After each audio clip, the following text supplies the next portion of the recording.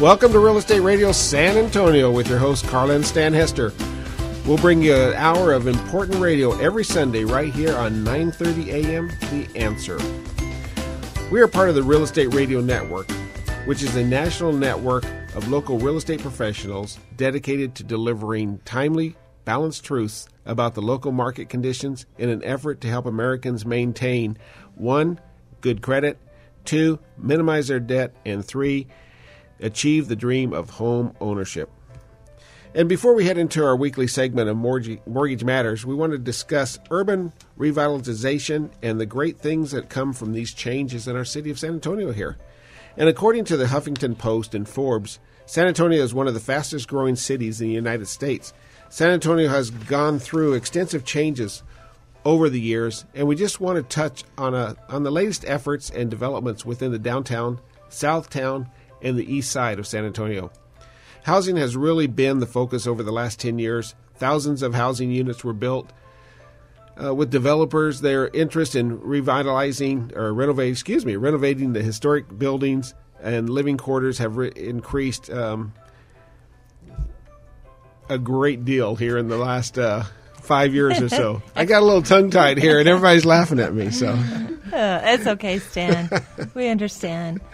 Anyway, according to the San Antonio Business Journal, Hotel Emma will be seeing major renovations that will be set to open next spring, being called the Heart of the Pearl. Remember we've seen that down there. Yeah, I love the Pearl Building. We were down there, about 6 months ago, and we took a picture right there on the river walk, and we actually have it on our website. Our Premier Fidelity website for the company.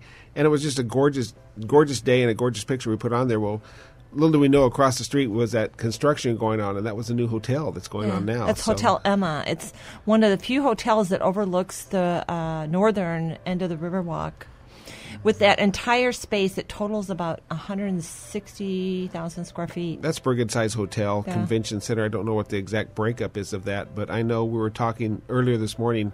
Donna, our producer, was telling us that there's going to be a 3,000-square-foot lobby for a gathering area down there. So, I mean, I'm excited to see what they're going to do with it after the first of the year when it does open up. We both just enjoy going down there. There's a lot going on at the Pearl Brewery, and it grows.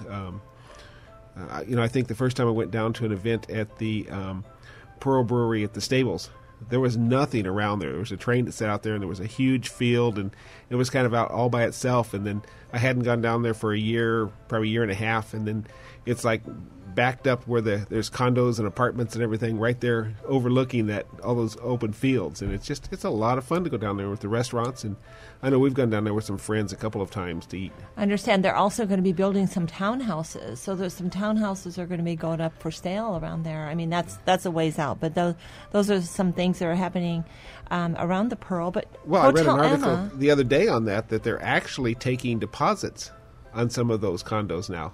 Yeah. So I guess that's it's prime property. Yeah. That's prime.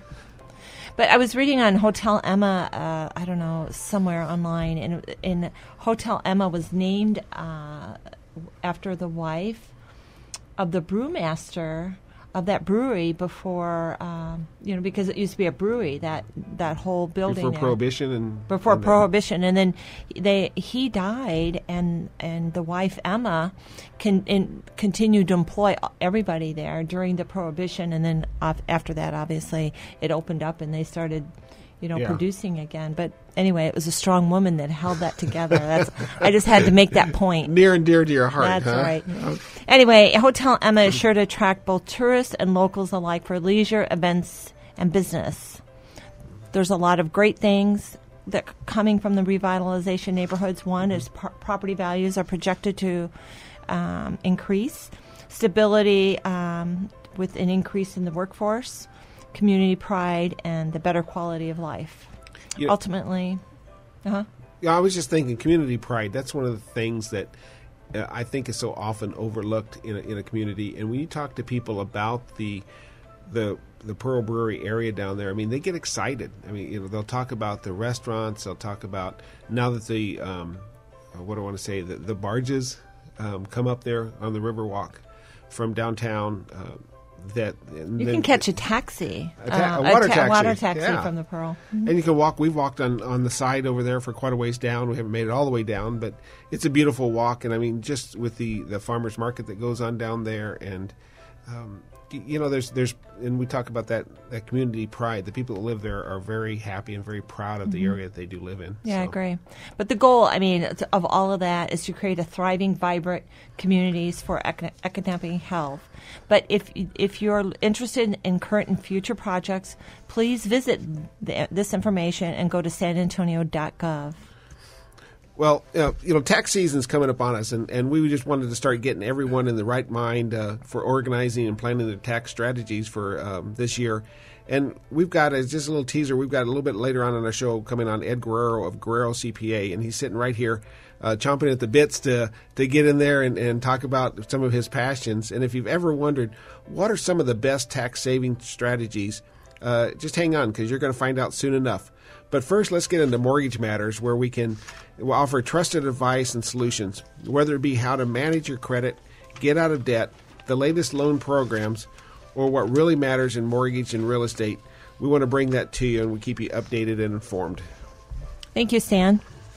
Yeah, you're welcome. Stan and I are both mortgage loan originators. Our NMLS numbers are Carla is 219059 and Stan is 956893. So today we're going to go over the benefits of what USDA home loans. That's U.S. Department of Agriculture, which is USDA home loans, and it comes from with a wide range of benefits that's worth taking a closer look at. One of the things when I used to hear USDA prior to Thanksgiving, I would just remember to say to the realtor, just be prepared to closing won't be for 45 or 60 days. And USDA shut down for about a week right after Thanksgiving up to December 1st. And they did some revamping. And now USDA, their turn times are about 6 or 7 days once it gets out of underwriting from our side and submitted to USDA. That's a huge increase. Yeah, that is great. In terms of turnaround time for underwriting and getting our approval from USDA. They have worked on it recently. And I just want to remind you, if you just joined us, you're listening to Real Estate Radio here with Carla and Stan on The Answer 9:30 a.m. And, as we talk about these different things and these programs, I know this is a big passion of yours, and we've learned a lot about this USDA and where it covers in the town and different things. Well, it's perfect for that person that doesn't have a lot of savings, but they can make their monthly payments. So with that being said, I mean, it's 100% financing, zero down. But the other thing that's changed a little bit, it used to be just in the rural areas, and now it's in the suburban areas. So I've seen homes on the inside of 1604 in San Antonio that was in the USDA maps. Yeah, we've done quite a few of these homes out in the Alamo Ranch area. Yeah, which is out by our lovesake out there, the In-N-Out Burger restaurant. So, but keep in mind, as you know, Stan, that the USDA is, I mean, you have to. It's income qualifying. I mean, there's a certain income you have to stay under in order to qualify, depending on how many people in your household and that kind of thing. And the minimum credit that we require is 620. Most of them are 640, but we can look at doing USDA for someone with a 620 credit score. Anyway, that helps you to qualify for more homes. Yeah, and as we talk about the credit score, we're talking about the FICO score, which is we use a mortgage pool, which is a tri-merge, and we've talked about that in the past. And that's a little different than if you run into Macy's or one of these department stores and get a credit card. It's usually a little stricter. It has some different factors involved with your rent and how you pay your bills, and so it's good to have that pooled, because you could be a 620 in one pool that you might get from a department store, and you might be substantially lower than that on a mortgage pool, or vice versa. So you need to have the correct pools on that made. I agree. And so get with a mortgage lender, have somebody run your credit for you, and just make sure you're in there. And as we've talked about in the past, it gives you a little bit of time before you start, that if there's something that you need to address. And not everything on that credit report is true and factual in the best of your interest. There's nobody watching out for that but you. So you need to really watch out for that, for those reports yourself. Mistakes are made every day on those credit reports. So the other thing about USDA is obviously the rates are good, and you do have mortgage insurance, but it's very low compared to FHA and other programs. So definitely is a great program. If you're interested in qualifying for USDA home loan and any other home loan program, give us a call at 210-314-2200.